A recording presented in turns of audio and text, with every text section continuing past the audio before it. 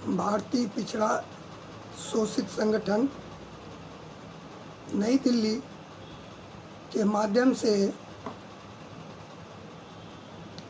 जो ये अभियान हमारा चलाया गया है कि हमारे कार्यकर्ताओं की आवाज़ पूरे देश में लोगों के पास पहुँचे, लोग जागरूक हों, जिससे कि समाज में परिवर्तन आ सके और हमारे जो पिछड़ापन है उसको दूर किया जा सके। तो इसी क्रम में मैं आज R.K. पाल, कपूरथला, पंजाब से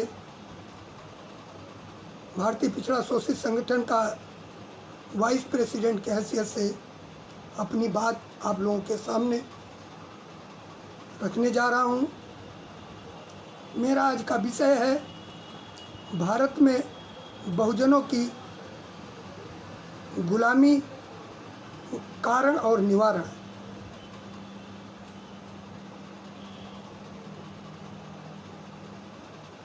भारत देश में जाति आधारित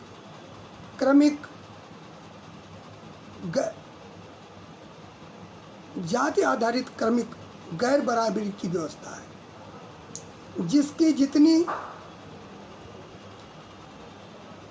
ऊंची जाति उसके पास उतनी ही अधिक धन, संपत्ति, शिक्षा, रोजगार, मान सम्मान, नीति निर्धारण में भागीदारी का अधिकार है। एक आकलन के अनुसार देश की कुल संपत्ति में 1% लोगों के पास देश की 50% संपत्ति है।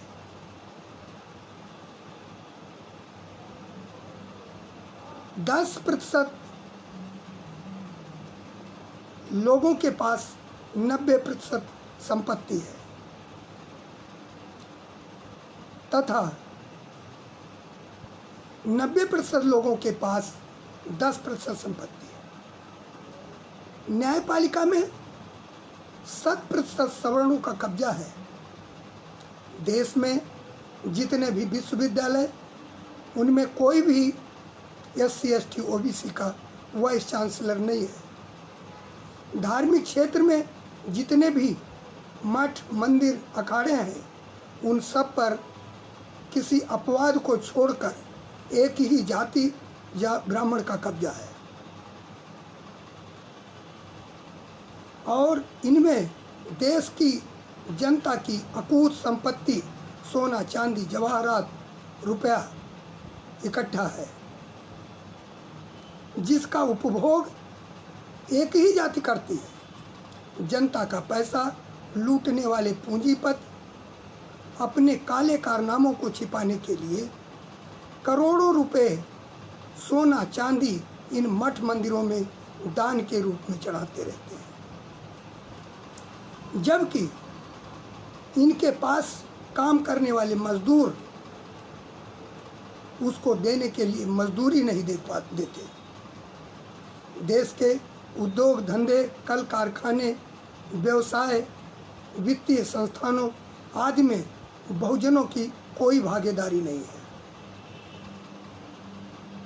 पार्लियामेंट में कुछ पालतू चाटुकारों को छोड़कर नीति निर्धारण में बहुजनों का कोई सदस्य नहीं है। सामाजिक, आर्थिक, शैक्षणिक गैर बराबरी का ऐसा ताना बाना बुना हुआ है कि एक वोट खरीदने में सक्षम है और दूसरा वोट बेचने के लिए मजबूर है। देश के बहुमुखी विकास के लिए 4 मुख्य व्यवस्थाओं की आवश्यकता है।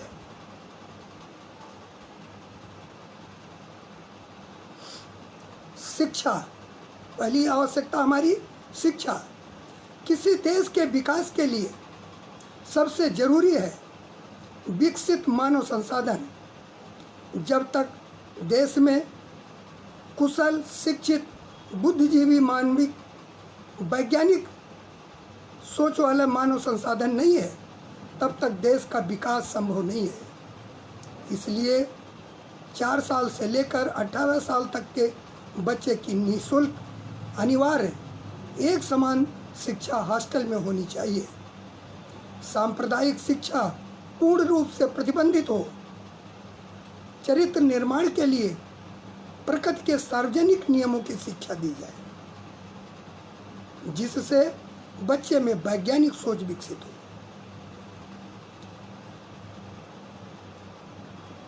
बच्चे में मानवीय गुणों का विकास हो, वो किसी सांप्रदायिक पूर्वाग्रहों से ग्रसित न हो, जिससे वो कोई भी निर्णय जाति, धर्म, क्षेत्र के प्रभाव में रह करके ना कर सके।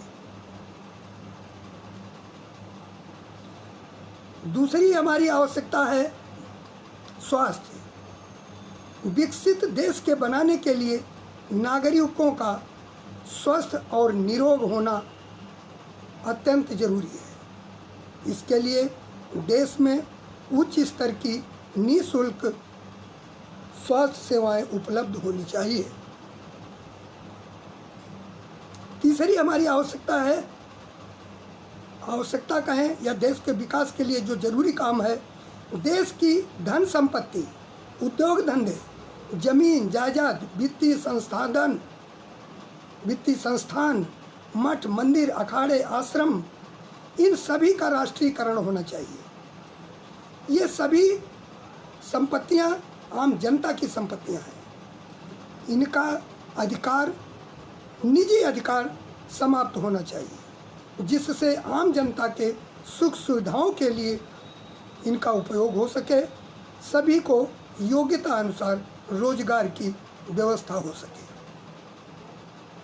भारत का समाज लगभग 6000 से भी अधिक जातियों में बटा है। समाज में जाति आधारित ऊंच नीच, छुआछूत, अमीरी गरीबी व मान सम्मान मौजूद है। इसलिए जाति जनगणना करके जाति जनसंख्या के अनुपात में सभी नियंत्रणकारी पदों पर लोगों की नियुक्ति की जाए।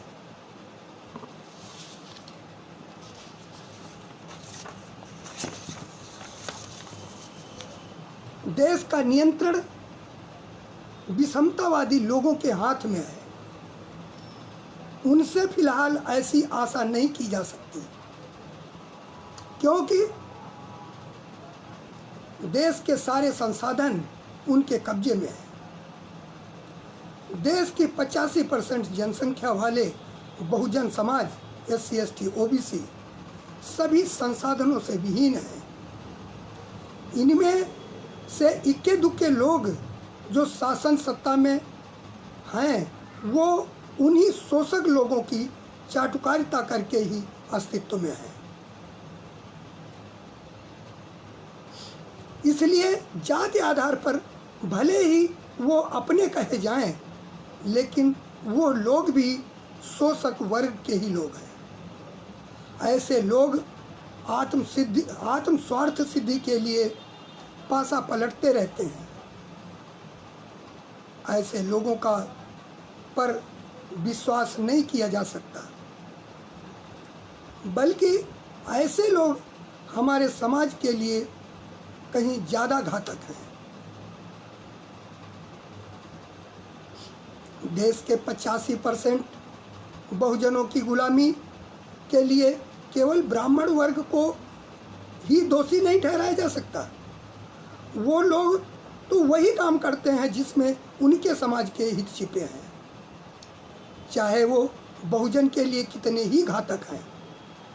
इस गुलामी की जड़ में छिपा है बहुजनों का अज्ञान। पिछड़े बहुजनों में कुछ लोगों को यह तो एहसास है कि देश में वे शासन, सत्ता, शिक्षा, रोजगार, संपत्ति, मान सम्मान से वंचित हैं। इसके लिए कभी कभी आवाज़ भी उठाते रहते हैं, लेकिन धर्म के नाम पर ब्राह्मणों के साथ हो जाते हैं। पिछड़ों को गुलाम बनाने का सबसे अच्छा हथियार धर्म है। इन शोषित लोगों को अज्ञानतावश ये पता ही नहीं है कि शोषक और शोषित का धर्म एक कैसे हो सकता है। पिछड़े शोषित ब्राह्मणों के धर्म, जिसको हिंदू, हम सोकाल्ड हिंदू धर्म को अपना धर्म समझ रहे हैं, आत्मा परमात्मा, पाखंड, करोड़ों देवी देवताओं का भय, उनकी पूजा अर्चना, व्रत त्योहार, त्योहार का मतलब तुम्हारी हार, दुर्गा पूजा, सरस्वती पूजा, गणेश पूजा, तीर्थ यात्रा, कांवड़ यात्रा, कुंभ स्नान, श्राद्ध, कथा, भागवत आदि आदि सैकड़ों कर्मकांडों में अपने खून पसीने से कमाए धन को बर्बाद करते रहते हैं, जिसका लाभ सीधे ब्राह्मणों को होता है। और इस पैसे से उनके बच्चे विदेशों में पढ़ाई करते हैं, बड़े बड़े पदों पर आसीन होते हैं, और शोषितों के बच्चे चपरासी की नौकरी के लिए तरसते रहते हैं। उनका सबसे नालायक, अनपढ़, गंवार बच्चा मठ मंदिर का पुजारी, मठाधीश बनता है, जिसके आगे अच्छे अच्छे धुरंधर नेता, अभिनेता, पूंजीपति, राष्ट्रपति तक शीश नवाते हैं। उसके दर्शन से ही धन्य हो जाते हैं। अयोध्या में बाबरी मस्जिद गिराने से लेकर मंदिर बनाने के फैसले तक पिछड़े जी जान से लगे रहे, लेकिन जब मंदिर ट्रस्ट बना तो पिछड़े गायब हो गए। मंदिर ट्रस्ट में 14 ब्राह्मण है और कथाकथित एक शेड्यूल कास्ट है। ये बात पिछड़े बहुजनों को समझ नहीं आ रही कि उनका भला विद्यालय, अस्पताल, उद्योगों के स्थापित होने में है, ना कि मंदिर बनाने में। जब तक मंदिर है तब तक अज्ञान है, पाखंड है और शोषक वर्ग का वर्चस्व है। यदि स्कूल कॉलेज खुलेंगे तो ज्ञान का प्रसार होगा, अज्ञान दूर होगा। ज्ञान ही सभी सफलताओं की कुंजी है। उच्च शिक्षा प्राप्त करके ही उच्च पदों पर जा सकते हैं और सम्मानित जीवन जी सकते हैं। पिछड़ों की गुलामी तब तक नहीं जा सकती जब तक वो ब्राह्मणी तथा कथित हिंदू व्यवस्था को नहीं त्यागते। अपनी गुलामी के लिए बहुजन स्वयं जिम्मेदार हैं। जैसा बीज बोएंगे वैसा ही फल पाएंगे।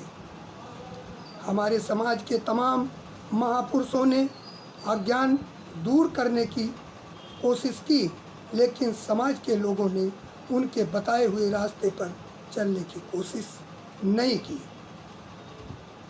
भगवान बुद्ध ने अब से 2500 वर्ष पूर्व ब्राह्मणी व्यवस्था को लगभग उखाड़ फेंक दिया था।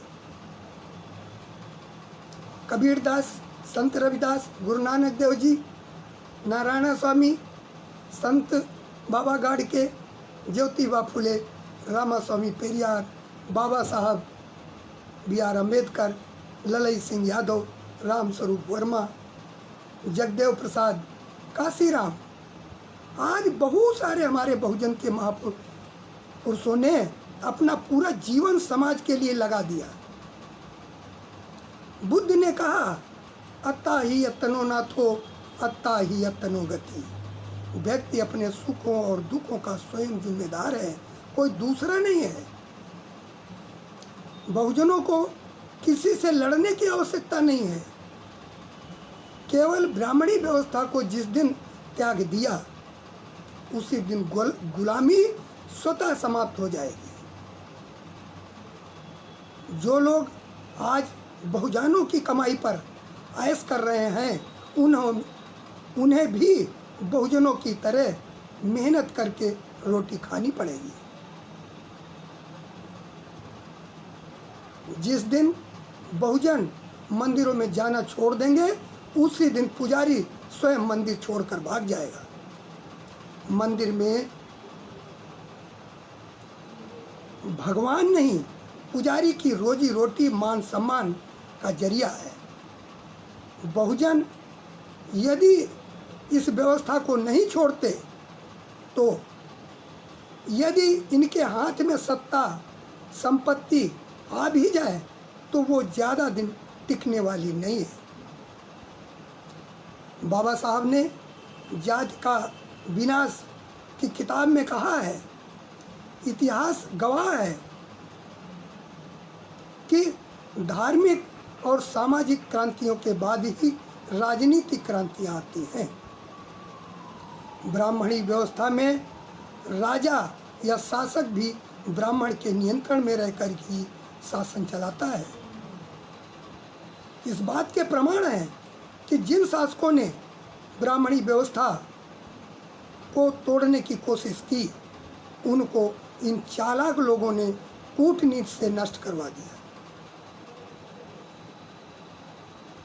ब्राह्मणी तथाकथित हिंदू व्यवस्था झूठ, पाखंड, काल्पनिक भगवानों, देवी देवताओं का भय दिखाकर टिकी हुई है।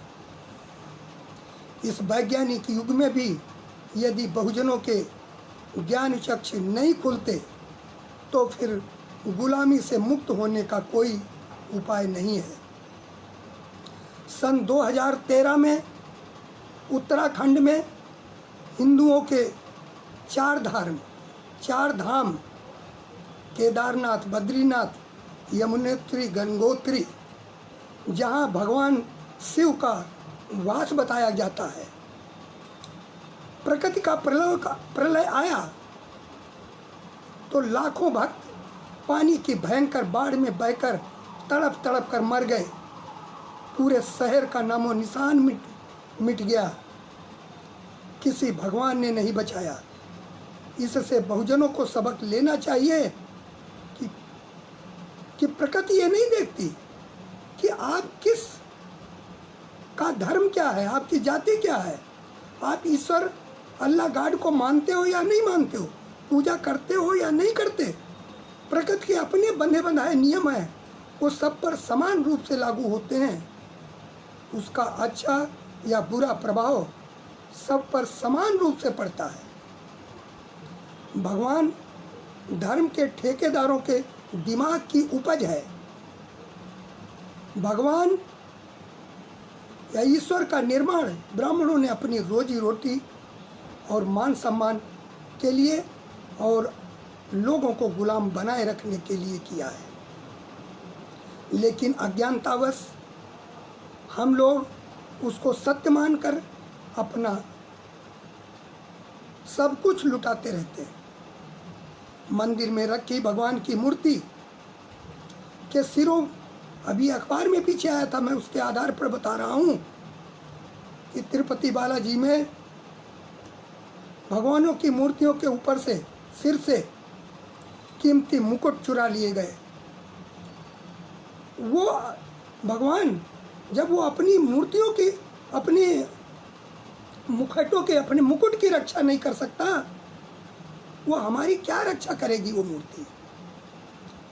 पुजारी चोरी की रिपोर्ट भी भगवान के पास न लिखाकर पुलिस में लिखाता है। प्रकृति का नियम है बनना और बिगड़ना। सभी निर्मित वस्तुएं नाशवान हैं, हर क्षण बनती और बिगड़ती हैं। ये सतत प्रक्रिया है। वर्तमान दिनों में कोरोना वायरस पूरी दुनिया में फैला हुआ है,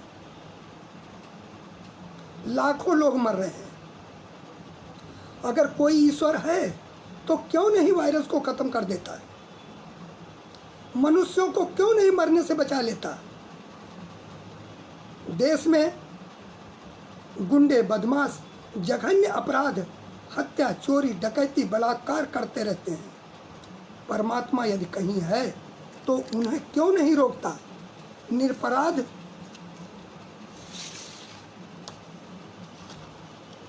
लोगों के साथ होते हुए अन्याय अत्याचार को क्यों नहीं रोक पाता? अपनी तर्क और बुद्धि से सोचने की जरूरत है। अपने दुखों से छुटकारा पाने की स्वयं जरूरत है।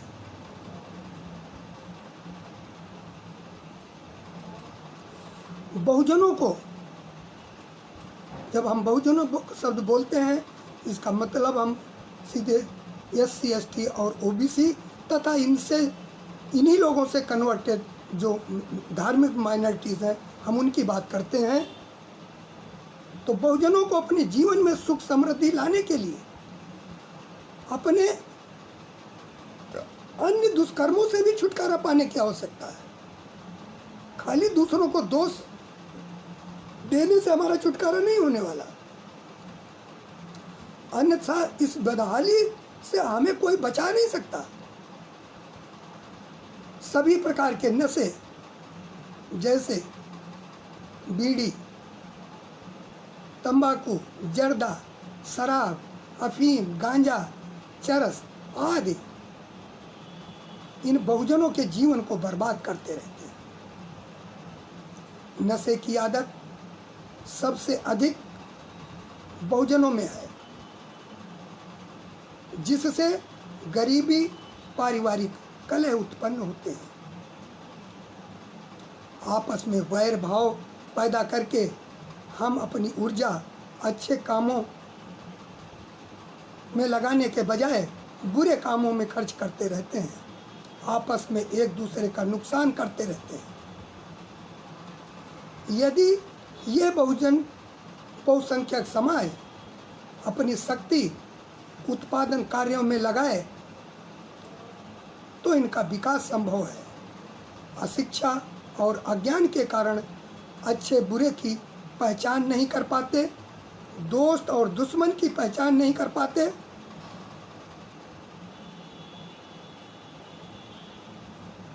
बहुसंख्यक पिछड़ों ने संगठित होकर कभी भी, खासकर OBC के लोगों की बात करूं, तो इन लोगों ने संगठित होकर कभी भी अपनी हिस्सेदारी के लिए कोई बड़ा आंदोलन नहीं किया, जबकि इनकी भीड़ कहाँ देखी जा सकती है?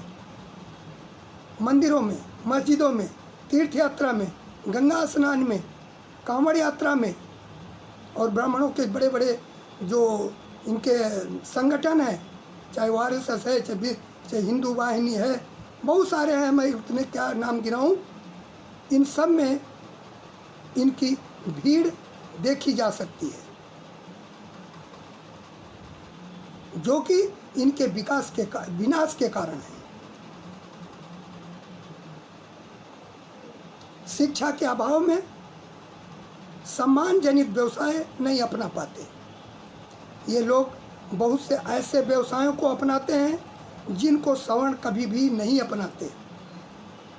मांस बेचना, जानवरों का चमड़ा उतारना, कच्ची शराब बनाना और बेचना, सफाई का काम करना, भीख मांगना, मोची का काम करना आदि आदि ऐसे बहुत सारे कार्य हैं जो सवर्ण कभी नहीं करते। ये सारे के सारे SC ST और OBC के लोग ही अपनाते हैं। उसका कारण है अशिक्षा, अज्ञान, टेक्निकल एजुकेशन अच्छी नहीं ले पाते, जिसके कारण से मजबूर होकर के ऐसे कार्य जिनको सवर्ण लोग घृणित समझते हैं, उन व्यवसायों को ये लोग अपनाते हैं। सम्मानित जीवन जीने के लिए घृणित व्यवसायों को छोड़कर सम्मानित व्यवसायों को इस समाज को अपनाना चाहिए। भगवान बुद्ध ने कहा है, सब पापस्य अकरणं कुशलस्य उपसंपदा सचित्त पर्योदपनं एतं बुद्धान शासनं। सभी पाप कर्मों को न करना, कुशल कर्मों की संपत्ति अर्जित करना, अपने चित्त को पूर्ण रूप से निर्मल करना, यही सभी बुद्धों की शिक्षा है। जॉन स्टुअर्ट मिल नाम के एक विद्वान ने कहा है, किसी देश में, किसी समाज में अगर आधारभूत परिवर्तन लाना है तो तो उस समाज के सोचने समझने तथा विचार करने के मौलिक तौर तरीकों में बुनियादी परिवर्तन लाओ। यदि उस समाज के सोचने समझने के तौर तरीकों में कोई परिवर्तन नहीं आ पाता तो उस देश में, उस समाज में कोई परिवर्तन नहीं आएगा। बुद्धिजीवी वर्ग का कर्तव्य है, हमारे बहुजन के जो बुद्धिजीवी वर्ग वर्तमान समय में हैं, उनकी ये ड्यूटी है कि ज्ञान का प्रकाश फैलाने में अपना योगदान दें। भगवान बुद्ध, कबीर दास, संत रविदास, बाबा साहब, B.R. अम्बेडकर, ज्योतिबा फुले, पेरियार रामास्वामी नायकर, ललित सिंह यादव, जगदेव प्रसाद, रामस्वरूप वर्मा, महाराज सिंह, काशीराम, कर्पूरी ठाकुर आदि आदि बहुत सारे हमारे महापुरुष हैं। उन महापुरुषों का जीवन परिचय, उनके विचार समाज में ज़्यादा से ज़्यादा फैलाने का कार्य किया जाए, तभी बहुजनों, जिसको ज्योतिबा फुले ने शूद्र और अति शूद्र से संबोधित किया है, कि गुलामी दूर हो सकती है। केवल ब्राह्मणों सवर्णों को गाली देने से, उनको कोसने से परिवर्तन नहीं होने वाला। अज्ञान दूर हो, प्राणियों का कल्याण हो। अज्ञान को दूर करके ही समता, स्वतंत्रता, बंधुत्व व न्याय का राज देश में स्थापित किया जा सकता है। अज्ञान और अशिक्षा के रहते हुए हम न्याय की लड़ाई नहीं जीत सकते। हमारा दुश्मन हमारी अज्ञानता का फायदा उठाकर हमको बार बार गुलाम बना लेता है।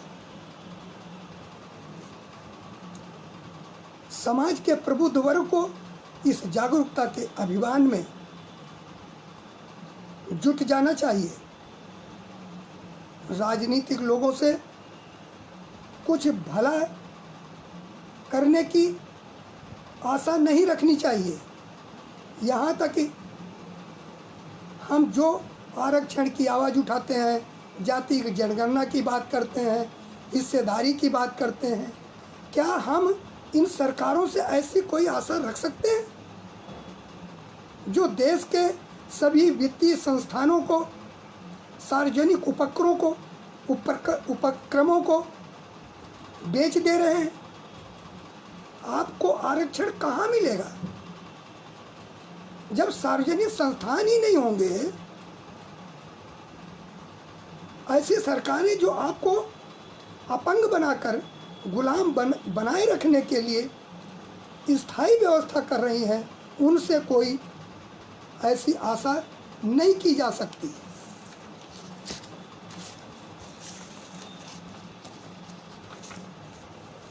लेकिन देश की जनता जिस दिन जागरूक हो गई, उस दिन सरकारें भी जनता के अनुरूप बनने लगेंगी और देश में समता, स्वतंत्रता, बंधुता और न्याय पर आधारित समाज की व्यवस्था बनेगी। पूंजीवाद समाप्त होगा।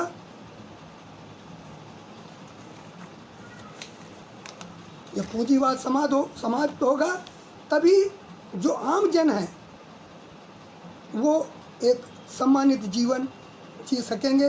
सुख, जो देश में जो संसाधन है उनका उपभोग कर सकेंगे। सभी बुरे कर्म मन से उत्पन्न होते हैं। अगर मन परिवर्तित हो जाए तो क्या अनैतिक कार्य रह सकते हैं? ऐसा भगवान बुद्ध ने कहा है। मैं अपनी बात को समाप्त करने से पहले मैं एक रजनीश ओशो की कहानी एक छोटी सी बता रहा हूँ। उनसे किसी ने प्रश्न किया कि राजनीतिक लुच्चों लफंगों से देश को कब छुटकारा मिलेगा। ओशो ने जवाब दिया, बहुत कठिन है, क्योंकि प्रश्न राजनेताओं से छुटकारे का नहीं है। प्रश्न तो तुम्हारे अज्ञान के मिटने का है। तुम जब तक अज्ञानी हो, कोई न कोई तुम्हारा शोषण करता रहेगा, कोई न कोई तुम्हें चूसेगा। पंडित चूसेंगे, पुरोहित चूसेंगे, मौलाना चूसेंगे, राजनेता चूसेंगे। तुम जब तक जागृत नहीं होगे तब तक लूटोगे ही। फिर किसने लूटा क्या फर्क पड़ता है, तुम लूटोगे ही।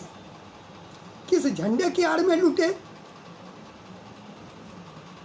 क्या फर्क पड़ता है, समाजवादियों से लूटे कि साम्यवादियों से लूटे, तुम लूटोगे ही। बस लुटेरों के नाम बदलते रहेंगे और तुम लुटते रहोगे। ये मत पूछो कि राजनीतिक लुच्चों लफंगों से देश को कब छुटकारा मिलेगा। यह प्रश्न अर्थहीन है। ये पूछो कि मैं कब तक इतना जाग सकूंगा कि झूठ को झूठ की तरह पहचान सकूंगा। और जब तक सारी मानव जाति झूठ को झूठ की भांति पहचान नहीं पाती, तब तक छुटकारे का कोई उपाय नहीं है। मैं इन्हीं शब्दों के साथ अपनी बात को, विचारों को समाप्त करते हुए भारतीय पिछड़ा शोषित संगठन को और उसके सभी कार्यकर्ताओं को, खासकर प्रभाकर गायकवाड़ जी और उससे पहले एस जी माचनवार साहब और जयंत जी, जिन्होंने हमें अपने विचार रखने के लिए हमको प्रेरित किया और रखने में जो टेक्निकल मुसीबतें परेशानियां थी उनको दूर करने में हमारी मदद की। मैं उन सब का बहुत बहुत धन्यवादी हूँ और मैं आशा करता हूँ कि हमारा भारतीय पिछड़ा शोषित संगठन लगातार इस जन जागरण का अभियान जो व्हाट्सएप पे या अन्य माध्यमों से कर रहा है वो लगातार जारी रखेगा और निश्चित रूप से देश में एक नया परिवर्तन आएगी। देश में सुख समृद्धि, बहुजनों की गुलामी समाप्त होगी। जय भीम, जय भारत, नमो बुद्धाय, जय विज्ञान, जय संविधान।